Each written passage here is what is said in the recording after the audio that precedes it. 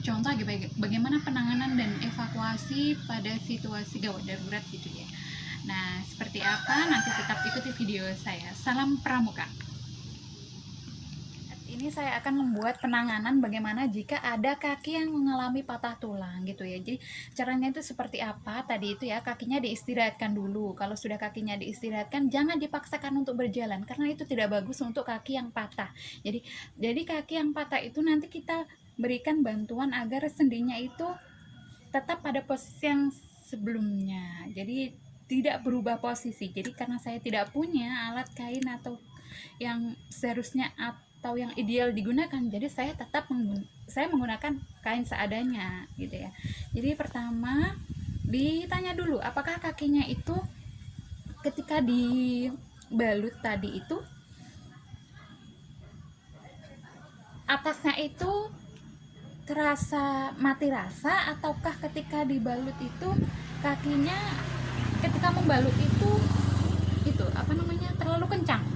Jadi harus ada saling komunikasi antara yang memberikan bantuan dengan yang dibantu. Bagaimana Mbak? Apakah ini tidak terlalu kencang? Nah, misalkan bertanya seperti itu.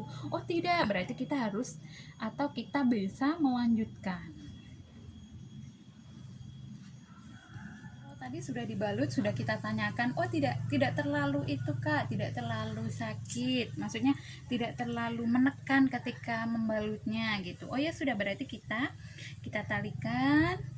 Nah ini hanya sementara untuk memberikan bantuan, bukan menyembuhkan ya. Tetap yang menyembuhkan itu bisa dibawa ke puskesmas atau mau dipijat urut gitu ya. Jadi terserah, tergantung orangnya maunya bagaimana. Nah ini jangan lama-lama, ikatan ini jangan dibiarkan lama-lama. Jadi kalau misalkan sudah terasa oh kayaknya sudah itu ya agak terlalu menekan gitu atau gimana gitu rasanya sudah agak gak enak, berarti ini harus dilepas ya, jangan dibiarkan lama-lama seperti ini. Dan juga kalau misalkan sudah menemukan ke puskesmas ya segera dibawa ke puskesmas, atau mau dibawa ke tukang pijat ya silakan langsung dibawa, langsung disembuhkan.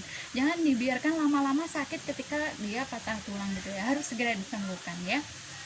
Demikian cara untuk penanganan dan evakuasi pada orang yang mengalami patah tulang. Nah, pada saat patah tulang itu catatan ya, kalau misalkan ketika kan dia itu nggak boleh berjalan, maksudnya kurang bagus ketika dia melanjutkan untuk terus berjalan. Jadi dia bisa dipapah dengan temannya, bisa juga kalau dia memaksakan untuk tetap berjalan dia harus pakai tandu, atau enggak dia pakai itu alat bantu jalan yang pakai tongkat gitu, itu juga bisa.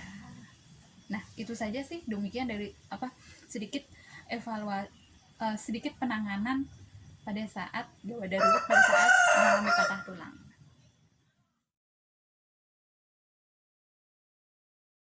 Jadi kali ini saya akan memberikan penanganan dan evakuasi pada tangan yang patah atau terkilir tadi ya. Jadi tangan itu harus dibiarkan lurus gitu.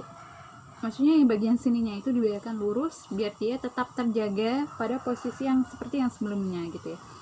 Kalau bisa menggunakan papan yang kaku gitu ya, karena itu saya tidak punya, jadi saya menggunakan bahan seadanya. Jadi itu ada kayu yang kaku di sebelah sini untuk membuat tangannya tetap seperti pada semula gitu ya. Terus itu ditali ya di sebelah sini sama sini, karena saya tidak punya tali yang seperti yang ideal seperti itu, jadi saya menggunakan apa yang ada saja ya. Jadi setelah itu nanti tangannya di seperti ini ya Mbak, agak kecil. Nah nanti akan saya buat seperti kayak penyangganya biar jadi nanti tangannya itu tetap nggak berubah-ubah gitu ya. Baik, hari ini saya akan melanjutkan bagaimana cara penanganan pada saat tangan itu terkilir atau patah tulang. Jadi setelah tadi kita berikan papan kaku, terus kita talikan yang sebelah sini sama sebelah sini, kita berikan kayak gendongan, seperti kayak gendongan bayi gitu ya. Nah biar tangannya itu tetap bisa digunakan, maksudnya tetap pada posisi yang semula gitu ya, dia tetap lurus. Nah di sebelah ujung itu kan biasanya agak kayak gini ya, kalau misalkan itu kayak modelnya seperti ininya, biar tangannya itu tetap lurus seperti ini, gimana yang bagian ujungnya sebelah sini itu dikasih kainnya itu agak dilipat ke atas terus dikasih cemiti seperti ini. Ini kan agak miring, coba agak ke sini. Ini kan agak miring.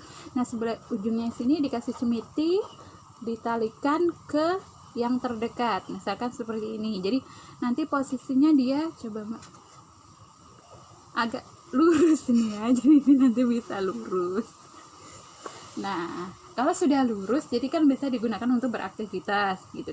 Maksudnya beraktivitas menuju ke puskesmas atau ke mau dukun pijat gitu kan. Jadi terserah mau dibawa kemana. Itu hanya untuk penanganan sementara atau evakuasi sementara setelah tangannya itu patah tulang gitu ya. Jadi